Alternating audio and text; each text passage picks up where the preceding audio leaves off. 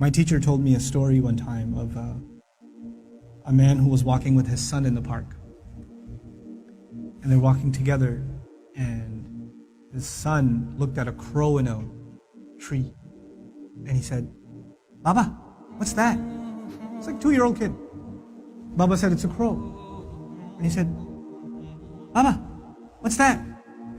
And he said, "It's a crow." "Oh, okay." "Baba, what's that?" "It's a crow." "Oh, a crow. What's that?" "It's a crow." It went on for 10 minutes. He asked him 30 times, he counted.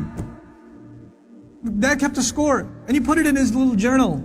"My son, today we were walking in the park, asked me about a crow 30 times. It was the cutest thing in the world." 30 years go by. The son is not 2, the son is 32. Father calls him, "Son, can I come over?" "Dad, it's not a good time right now."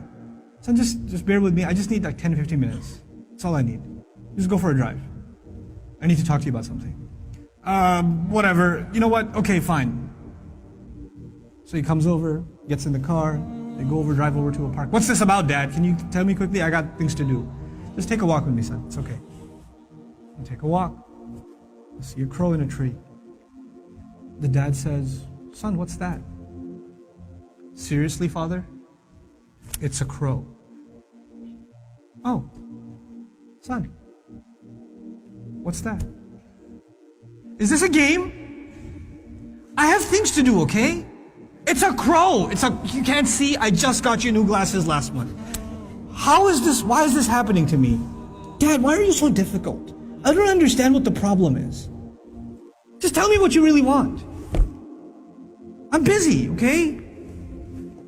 The dad pulls out his journal. He says, "Son, this is something that happened 30 years ago. We were walking down this park. You saw a crow. And you asked me 30 times. And I gave you a smile every time. You couldn't handle twice. What are we giving our parents?" I'm not even bringing Allah into the picture. The fact that Allah mentioned Himself and then mentioned His parents is, you think about that. What have they done for us and what have we done for them? What have we done for them? How many parents leave, like their children are in ICUs and they stand there and hovering over this little glass box with a baby inside, 24 hours a day, 7 days a week, standing in a hospital, not even sitting down, standing in a hospital. Like feeding off of like vending machines. And that same kid grows up and doesn't have the time to call. That same kid. You know? How many mothers almost died giving birth? Almost died giving birth. And now it's so difficult to respond to her call. Or to just give her just a couple of minutes a day. Just let her feel a little important. You know how unfair that is, that you were the most important thing to them and they are so insignificant to you? How unfair that is? You know? They carry that pain with them every day, that I am nothing to my children. I mean nothing to them, I'm worthless to them. You know, they have no time for me. When something is worth something to you, it gets your time. Most of you at this age, you want to just get away from your parents. You just want to be with your friends. You want to be on your own. You just don't want to be with your parents. You know? That's, you develop this crooked habit now and it will only get worse over time. Our parents have very, very, very strong emotions. They're very protective of us. For them, you won't know this until you become a parent. For them, it doesn't matter when you turn 60, you're still their baby. They still remember changing your diaper. They still remember feeding you milk. They still remember burping you and cleaning up after you peed in the back seat. They still remember that. You don't remember that, they remember that. My son won't remember that. I was like, I gotta go. Then all of a sudden he stops complaining. I'm like, oh, time to roll down the windows.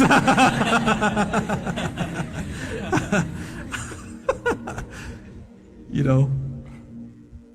Then he starts talking about what toy are we gonna get for Eid. I'm like, oh, okay.